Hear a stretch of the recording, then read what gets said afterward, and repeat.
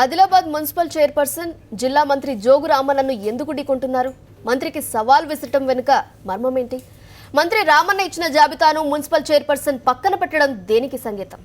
ఆదిలాబాద్లో ఏం జరుగుతోంది? మంత్రి జోగు రామన్న మున్సిపల్ చైర్పర్సన్ మధ్య విభేదాలు. మంత్రికి సవాల్ విసురుతున్న మున్సిపల్ చైర్పర్సన్ మనీషా. విభేదాలకు వేదికైన కాంట్రాక్ట్ ప్యానెల్ కమిటీ ఎన్నికలు. మంత్రి ఇచ్చిన జాబితాను పక్కన పెట్టిన మున్సిపల్ చైర్పర్సన్.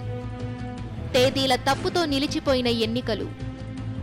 ప్రశాంతంగా ఉండే ఆదిలాబాద్ జిల్లాలో రాజకీయ కలకలం చోటు చేసుకుంటోంది. గత కొన్నేళ్లుగా ఆదిలాబాద్ నియోజకవర్గంలో తిరుగులేని నాయకుడిగా కొనసాగుతూ తెలంగాణ రాష్ట్ర ఆవిర్భావంతో మంత్రి పదవి అధిష్ఠించి ఆధిపత్యాన్ని చాటుకుంటున్నారు జోగు రామన్న.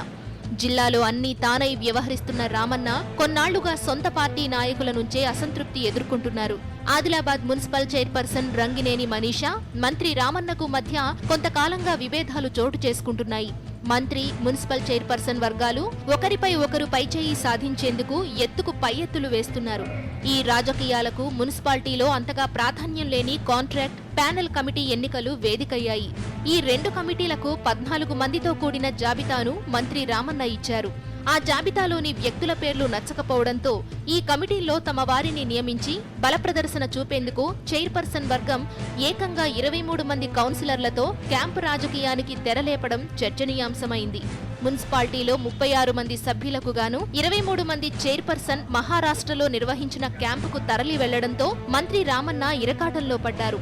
పరువు కాపాడుకునేందుకు పలుకుబడి ఉపయోగించి చివరకు ఈ కమిటీ ఎన్నికలు వాయిదా పడేలా చూసుకున్నారు. అందరికీ ఎజెండా మాత్రం 7 days ముందే పంపించడం జరిగింది. మాకు 10 minutes ముందు కలెక్టర్ గారు పోస్ట్పోన్ చేయమని పంపడం జరిగింది. తెలుగులో 2016 బదులు 2015 అని పడ్డదని. దాని గురించి ఈరోజు మినిస్టర్ గారు, ఎంపీ గారు, ఎమ్మెల్సీ గారు మరియు లీగల్ ఒపీనియన్ తహసీల్దార్ వీళ్ళందరి ద్వారా ఈరోజు మాకు పోస్ట్పోన్ చేయమని కలెక్టర్ గారు తను ఎండార్స్మెంట్ చేసి నాకు లెటర్ పంపించడం జరిగింది. దాని ద్వారా ఈరోజు మేము ఈ ప్రత్యేక సమావేశాన్ని పోస్ట్పోన్ చేస్తున్నాను. మంత్రి ఆధిపత్యానికి చెక్ పెట్టేందుకు మున్సిపల్ చైర్పర్సన్ తమ బలం పెంచుకుంటున్నారు. సొంత పార్టీ కౌన్సిలర్ల మద్దతుతో పాటు కాంగ్రెస్, బీజేపీ, ఎంఐఎం, ఇండిపెండెంట్ల మద్దతు కూడగట్టుకుని తన బలాన్ని 23కు పెంచుకున్నారు. మంత్రి రామన్నకు ఇది మింగుడుపడని వ్యవహారంగా మారుతోంది. ఈ క్రమంలో జిల్లా టీఆర్ఎస్లో గ్రూప్ రాజకీయాలు ఎక్కడికి దారితీస్తాయోనని పార్టీ నాయకులు కలవరం చెందుతున్నారు. సాక్షి బ్యూరో, ఆదిలాబాద్.